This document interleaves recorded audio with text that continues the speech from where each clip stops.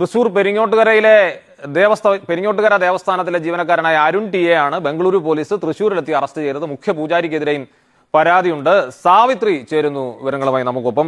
ഹർലൂർ സ്വദേശിനിയായ ഒരു യുവതിയാണ് ഇത്തരത്തിൽ പരാതി ബംഗളൂരു ബെല്ലന്തൂർ പോലീസിൽ നൽകിയത്. അതായത് ഈ പെരിങ്ങോട്ടുകര ദേവസ്ഥാനത്തിൽ അവർ വിധവയായ പെരിങ്ങോട്ടുകര ദേവസ്ഥാനത്തിൽ നടന്ന പരിപാടികളൊക്കെ നിങ്ങൾ അറിഞ്ഞു കാണുമല്ലോ, അവിടുത്തെ പുകലുകളും കാര്യങ്ങളൊക്കെ. ഈ വാർത്ത കേട്ടപ്പോൾ നിങ്ങൾക്ക് എന്താ തോന്നിയത്? സത്യത്തില് എനിക്ക് ആദ്യം തോന്നിയ കാര്യം ഞാൻ പറയാം.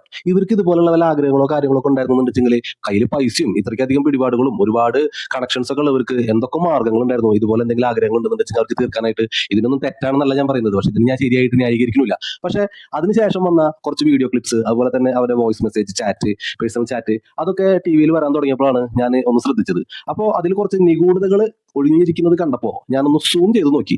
അപ്പോഴാണ് അതിന്റെ ചാറ്റിങ്ങിന്റെ ടൈം, കാര്യങ്ങൾ, അതുപോലെ തന്നെ നമ്പർ സേവ് ചെയ്തിട്ടുള്ള രീതി, അതിലൊക്കെ എന്തൊക്കെയോ പ്രശ്നങ്ങളുണ്ടല്ലോ എന്നുള്ളൊരു തോന്നൽ എനിക്ക് തോന്നിയത്. അങ്ങനെയാണ് ഞാൻ ഇതിനെ പറ്റിയിട്ടൊന്ന് കൂടുതലായിട്ട് അറിയാൻ വേണ്ടിയിട്ട് പെരിങ്ങോട്ടുകര ദേവസ്വത്തിലെ തന്നെ ഒരു സ്റ്റാഫിനെ ഞാനൊന്ന് കോൺടാക്ട് ചെയ്തത്. അപ്പോഴാണ് അവിടുത്തെ വിശേഷങ്ങളെ കുറിച്ച് കൂടുതൽ എനിക്ക് അറിയാൻ സാധിച്ചത്. മറ്റൊന്നല്ല, കഴിഞ്ഞ ദിവസം ഇവർ തമ്മിലുള്ള സാമ്പത്തിക എന്തോ ഇടപാടുകളുടെ, സ്വത്ത് സംബന്ധമായ എന്തോ തർക്കങ്ങളുടെ ഒരു കേസ് നിലവിലുണ്ടായിരുന്നതിന്റെ വിധി വന്നു. വിധി വന്നത് ഇവർക്ക് അനുകൂലമായിട്ടാണ്. അതിനെ ചൊല്ലിയുള്ള എന്തൊക്കെയോ കശപിശകളാണ് അവിടെ നടക്കുന്നത് എന്നാണ് പുറത്തേക്ക് അറിയാൻ കഴിഞ്ഞത്. ആ ചാറ്റിംഗ് ലിസ്റ്റിൽ നിങ്ങൾക്ക് നോക്കി കഴിഞ്ഞിട്ടുണ്ടെങ്കിൽ കാണാൻ സാധിക്കും 11 മാർച്ച് 2025 അയച്ച ഹായ്ക്ക് റിപ്ലൈ വന്നിരിക്കുന്നത് 12 മാർച്ച് 2025 അതിന് താഴെ പിന്നെ വീണ്ടും 11 മാർച്ച് 2025 അടുത്ത ചാറ്റ്. അപ്പോ എങ്ങനെയാണ് അത് ലോജിക് ആവാന്ന് എനിക്ക് മനസ്സിലാവുന്നില്ല. അങ്ങനെ എന്തെങ്കിലും സെറ്റപ്പ് ഉണ്ടെന്നുണ്ടെങ്കിൽ നിങ്ങൾ അടിയിലൊന്ന് കമന്റ് ചെയ്യട്ടാ. അതുപോലെ തന്നെ അതിൽ ആ നമ്പർ സേവ് ചെയ്തിട്ടുള്ള ആരോ ഇത് നോക്കി കഴിഞ്ഞാൽ കാണാം. അതിൽ കാണിക്കുന്ന നമ്പർ ഗൾഫ് നമ്പറാണ്. +971 വരുന്ന ഒരു നമ്പർ കണ്ടു കഴിഞ്ഞിട്ടുണ്ടെങ്കിൽ നമുക്ക് മനസ്സിലാക്കാൻ സാധിക്കുന്നത് എന്താ വെച്ചിട്ടുണ്ടെങ്കിൽ, സാധാരണ നമ്മളൊരു അറിയാത്ത ഗൾഫ് നമ്പറിൽ നിന്നുള്ള മെസ്സേജോ കോളോ വരുമ്പോൾ നമ്മൾ ശ്രദ്ധിച്ചു നോക്കി കഴിഞ്ഞാൽ കാണാം +97 കഴിഞ്ഞ് കഴിഞ്ഞിട്ടുണ്ടെങ്കിൽ ഒരു ചെറിയ സ്പേസ് ഉണ്ടാവും. അത് കഴിഞ്ഞിട്ടായിരിക്കും അടുത്ത 3-4 ഡിജിറ്റിൽ വരും. അത് കഴിഞ്ഞിട്ടുണ്ടെങ്കിൽ സ്പേസ് ഉണ്ടായിരിക്കും. പക്ഷെ ഈ നമ്പർ സേവ് ചെയ്ത് വെച്ചിട്ടുള്ളത് ഈ നമ്പറായിട്ട് അടിച്ചിട്ട് തന്നെ ആയിരിക്കും. ഈ നമ്പർ ടൈപ്പ് ചെയ്ത് സേവ് ചെയ്ത് വെച്ചിട്ടുണ്ടെങ്കിൽ ഇതിങ്ങനെ അടുപ്പിച്ചിട്ട് തന്നെ കാണിക്കുക. അതിലും ചെറിയൊരു എന്തോ ഒരു മിസ്റ്റേക്ക് പറ്റിയിട്ടുണ്ട് എന്നാണ് എനിക്ക് തോന്നുന്നത്. പിന്നെ ഞാനിപ്പോ ഇത് പറയുമ്പോൾ ഇതിനെ ന്യായീകരിക്കാൻ വേണ്ടിയിട്ട് വന്ന ഒരാളായിട്ടൊക്കെ ആയിരിക്കും എല്ലാവരും പറയാം. എന്റെ ചിന്തയിൽ വന്ന കുറച്ച് കാര്യങ്ങൾ തെറ്റാറില്ല.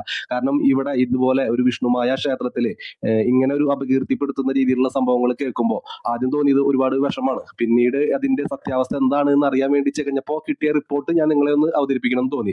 ഞാൻ അവരുമായിട്ട് സംസാരിച്ചപ്പോൾ എനിക്ക് അവരുടെ അടുത്ത് ചോദിച്ചു, നിങ്ങൾക്ക് ഇതിനെ പറ്റിയിട്ട് ഒരു വീഡിയോ, അതായത് വിശ്വാസികളുടെ ഒരു പ്രമേയമാണല്ലോ ഇത്, വിശ്വാസികൾക്ക് വേണ്ടിയിട്ടുള്ള ഒരു സംസാരമാണ്. അവിശ്വാസികൾ ഇതിന്റെ അടിയിൽ വന്നിട്ട് ചലച്ചിട്ടോ കമന്റ് അടിച്ചിട്ടോ അല്ലെങ്കിൽ പറഞ്ഞിട്ടോ വർത്താനം പറഞ്ഞിട്ടോ കാര്യമില്ല. അത് വിശ്വാസികളുടെ ഒരു കാര്യമായ കാരണം കൊണ്ട് അവരോടൊന്ന് നേരിട്ടിട്ട് ഇതുപോലൊരു വീഡിയോ ചെയ്തുകൊണ്ടെന്ന് ചോദിച്ചപ്പോൾ അവരുടെ കയ്യിൽ ഇതിനേക്കാളും ഒരുപാട് തെളിവുകൾ അവരുടെ കയ്യിലുണ്ട് ഇതല്ല എന്ന് തെളിയിക്കുന്നതിന് വേണ്ടിയിട്ട്. പക്ഷെ അതിപ്പോ ഈ മീഡിയ വഴിക്ക് അവർ പുറത്തേക്ക് ഇറക്കി കഴിഞ്ഞിട്ടുണ്ടെങ്കിൽ ആ തെളിവുകളൊക്കെ നശിക്കപ്പെടാനായിട്ട് സാധ്യത കൂടുതലാണ് എന്നാണ് അറിയാൻ സാധിച്ചത്. അപ്പോൾ അതുകൊണ്ട് അവർ ഉടൻ തന്നെ ഒരു പ്രസ് മീറ്റിംഗ് വെക്കുന്നതായിരിക്കും. ഇതിന് ഉത്തരവാദിത്തപ്പെട്ടവർ അതിൽ വന്നിട്ട് കാര്യങ്ങൾ പറയാം, മീഡിയക്കാരെല്ലാവരും വിളിച്ചിട്ട് ഇതിന്റെ വിശദീകരണം തരുമെന്ന് തന്നെയാണ് അവർ പറഞ്ഞിട്ടുള്ളത്. അപ്പോൾ ഇതിന്റെ പിന്നിൽ നടന്നത് സത്യമാണെങ്കിലും അസത്യമാണെങ്കിലും തെറ്റ് ചെയ്യാത്തവർ എങ്ങനെ പോയാലും ശിക്ഷിക്കപ്പെടരുത്. അതായത് തെറ്റ് ചെയ്തവർ എങ്ങനെ പോയാലും ശിക്ഷിക്കപ്പെടുക തന്നെ ചെയ്യും. കളിച്ചത് ആരോടാണെന്ന് അറിയാലോ? സാക്ഷാൽ ശ്രീ വിഷ്ണുമായ സ്വാമി ഉപസിക്കുന്ന ആളുകളോടാണ്. അല്ലെങ്കിൽ അവർക്ക് വേണ്ട കാര്യങ്ങൾ ചെയ്തു കൊടുക്കുന്നവരെ സ്വാമി ഒരിക്കലും കൈവിടാറില്ല. ഞാൻ ഒരു നല്ലൊരു എന്താ പറയാ പരമഭക്തനാണ്.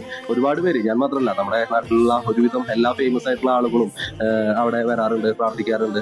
സ്വാമിയെ എന്താ പറയാ, നമ്മൾ മനസ്സറിഞ്ഞ് സ്നേഹിച്ചു കഴിഞ്ഞിട്ടുണ്ടെങ്കിൽ, മനസ്സറിഞ്ഞ് നമ്മൾ പ്രയത്നിച്ചു കഴിഞ്ഞിട്ടുണ്ടെങ്കിൽ, നമ്മൾ വിശ്വസിച്ച് കഴിഞ്ഞിട്ടുണ്ടെങ്കിൽ സാക്ഷാൽ വിഷ്ണുമായ സ്വാമി കൂട്ടിച്ചേർത്ത് നമുക്ക് വേണ്ടതെല്ലാം എത്തിച്ചു തരുന്നതായിരിക്കും. എന്ത് തന്നെയായാലും സത്യം പുറത്തു വരട്ടെ. അതുവരെ നമുക്ക് കാത്തിരിക്കാം. ഓക്കെ. മായയായി നിൽക്കുന്ന പൊന്നുണ്ണി സ്വാമിക്ക് ഉൾപ്പൊരുൾ എന്തെന്ന് കണ്ടറിയാൻ